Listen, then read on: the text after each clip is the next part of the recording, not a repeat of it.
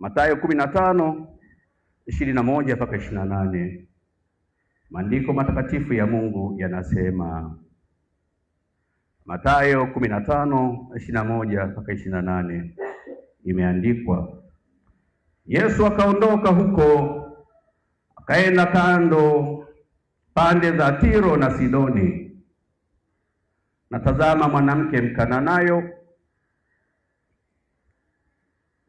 wa mipaka ile akatokea, akampazia sauti akisema, Unirehemu Bwana, Mwana wa Daudi, binti yangu amepagawa sana na pepo.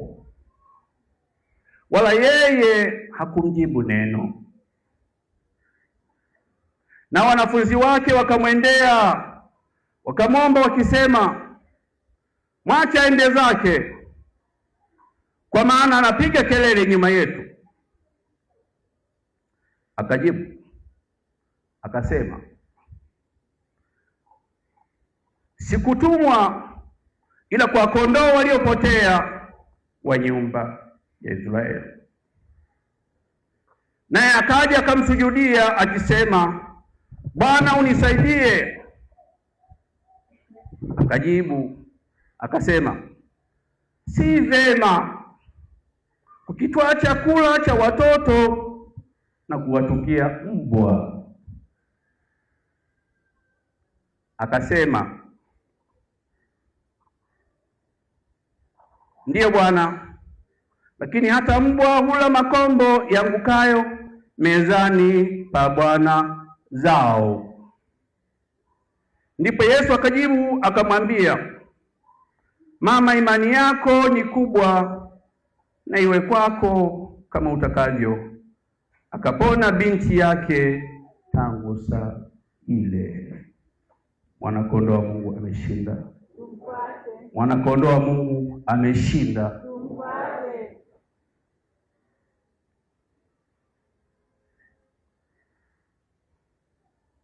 Kichwa changu cha habari nimekiandaa kikisema, siri kubwa ya mtu mwenye imani akikataliwa. Sema, siri kubwa ya mtu mwenye imani akikataliwa. Siri kubwa ya mtu mwenye imani akikataliwa. Kuna siri kubwa sana kwa mtu mwenye imani anayemtegemea Mungu katika kukataliwa. Mara nyingi watu wenye imani huwa wanakataliwa sana. Mafanikio yao huwa lazima yapitie kukataliwa. Mafanikio yao huwa lazima yapitie kupingwa. Naongea habari za mwanamke Mkananayo. Anamwendea Yesu akimshirikisha habari ya binti yake aliyepagawa na mapepo wabaya wakimtesa.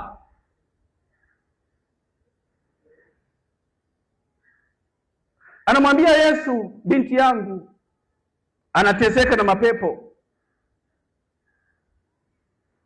Yesu hakumjibu. Kiswahili cha kisasa nasema kama Yesu akampotezea. Anapeleka shida yake akapotezewa. Lakini unakataliwa na mtu mkubwa unayemtegemea.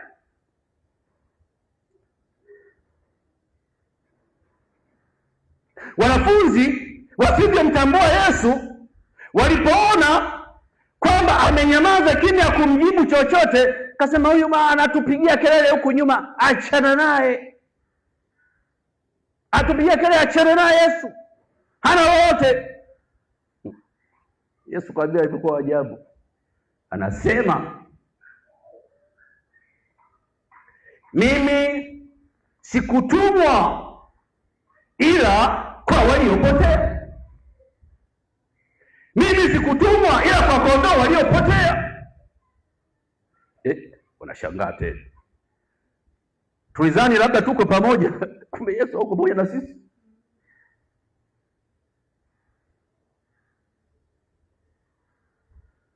Wanashangaa wanafunzi. Neno gumu la kukataliwa linakuja tena. Huyu mama anaomba binti yake aponywe. Anasema siwezi kuwatupia mbwa chakula cha watoto. Kukataliwa kwa mara ya pili. Kule kapotezewa, hajasikilizwa wala hajajaliwa. Lakini hatua ya pili anaambiwa siwezi kuwatupia mbwa chakula cha watoto. Kwa kawaida ya mbwa chakula chake huwa ni kumtupia ili awe mzoefu wa kuwinda au akukabla. Ukimtupia unamwambia shikamata kula. Ndipo Yesu sasa siwezi kuwatupia mbwa chakula cha watoto. Mtu mwenye imani, mwanamke Mkananayo, anasema Bwana, hata mbwa huokota makombo chini ya meza ya Bwana. Yesu anasuka, anasema wewe imani yako ni kubwa. Wewe imani yako ni kubwa. Na katika imani hiyo mtoto wako ameponywa. Bwana Yesu apewe sifa. Na saa hiyo mtoto kule nyumbani akapona. Mpige Yesu makofi. Nikwambie kitu. Hakuna kitu chochote unaweza kukipata moja kwa moja bila kikwazo, bila kukataliwa. Haipo. Mchumba wako uliye naye, mme wako uliye naye, piga flashback. Angalia makwazo, angalia mapito, japo unaye sasa hivi. Haikuwa rahisi. Ndio wakasema haikuwa rahisi kufika hapa, ni mkono wa Bwana umenibeba. Wewe unajua walioinuka kwa ajili yako. Pendeza tu sasa hivi. Badilisha mishono. Badilisha staili za kuvaa. Badilisha aina ya viatu. Lakini haikuwa rahisi. Mapito uliyopitia hayakuwa rahisi. Unapeleka shida yako, unapotezewa. Unapeleka shitaka lako kwa hakimu, wanapotezea. Unapeleka andiko lako, barua yako inafika kwenye tray mpaka uje kujibiwa. Application zako ulizofanya kuomba kazi, uliandika barua ngapi? Umetuma kwa makampuni mangapi? Umetuma kwenye taasisi ngapi? Wanaweka kwenye tray. Lakini nakwambia iko siri kubwa katika kukataliwa kwa mtu mwenye imani. Wapo watu hapa mmeinuka, watu hapa mko vizuri. Wengine ni yatima. Baada ya wazazi kufa, ndugu zenu waliwakataa. Wengine ni wajane. Baada ya wame zenu kufa, ndugu wa wame waliwakataa, wakawanyang'anya na baadhi ya mali. Zamani kulikuwa na vitabu vya benki, mkanyang'anywa na vitabu vya nini? Vya benki, ili msitumie nyinyi. Lakini sasa hivi mko vizuri. Sasa hivi mnaendesha, sasa hivi mnamiliki. Kuna wakati Mungu huwa haji moja kwa moja. Na nakwambia ipo siri ya kukataliwa kwa mtu mwenye imani. Wakati mwingine Mungu hajidhihirishi moja kwa moja akujibu ombi lako, ila atakupima. Unayo imani? Atakupima, unayo imani?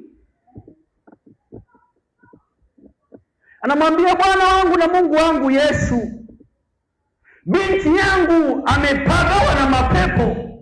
Yesu hajajibu lolote. Fikiria wewe umemwambia mchungaji shida yako, umemwambia daktari shida yako, achukue vipimo, hakujibu. Na ikiwezekana kwenye ofisi au chumba cha daktari anatoka. Nataka nikwambie wewe mwenye imani, ukiwa na imani, unapopita katika mapito, kama unaye Mungu, kama unaye Yesu, shikilia hapa hapo, kamata hapa hapo.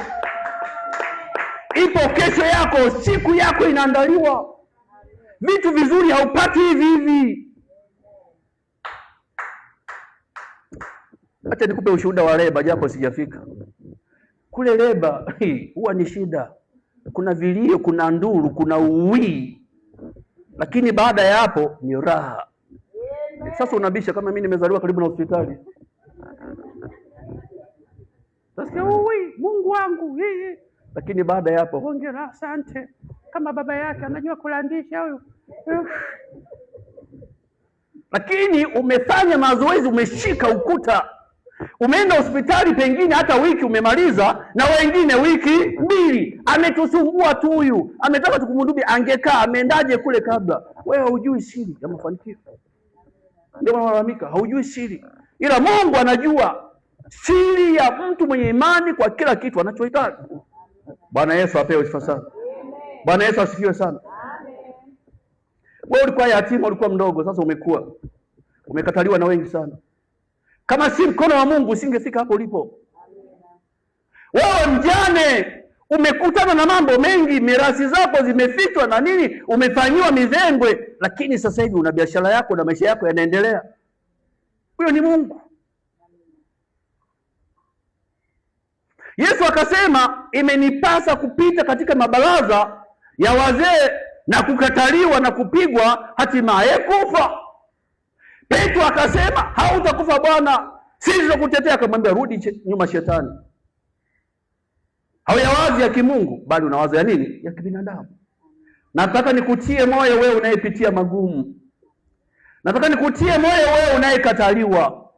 Wakati mwingine unaweza kukataliwa ukanyimwa hata meza tu sokoni. Limeanzishwa soko, meza, kizimba, unakataliwa kabisa na kiongozi, anakukatalia kabisa. Usiogope, usikate tamaa, kuna kizimba kizuri Mungu anakuandalia. Kuna wakati fulani unataka frame na umejua hapa ni sehemu nzuri ya kufanyia biashara, inakuja mizengwe, unakataliwa. Wewe ukiwa na Mungu, kuna sehemu nzuri zaidi anataka kupatie. Acha nikutie moyo. Na wengine wamekataliwa tena, wachumba kabisa. Mchumba juzi nikapata, anauliza, mtumishi, naomba uniombee. Naomba uniombee. Niko katika mapito magumu. Kulikoni? Nilikuwa na mwenzangu, mchumba wangu, tumetoka naye sehemu mbali, imefika nikaenda kujitambulisha, paka ametoa na posa. Sipiga vigeregere hapa. Vigeregere vya nini? Nina maumivu mchungaji. Yapi? Kumbe alikuwa na kisi wake mchungaji. Yule kisi wake amemrudia. Mimi nimeachwa. Na tena ameniambia, tafuta mpango mwingine, mimi si wako tena. Kwa huyu aliyeachwa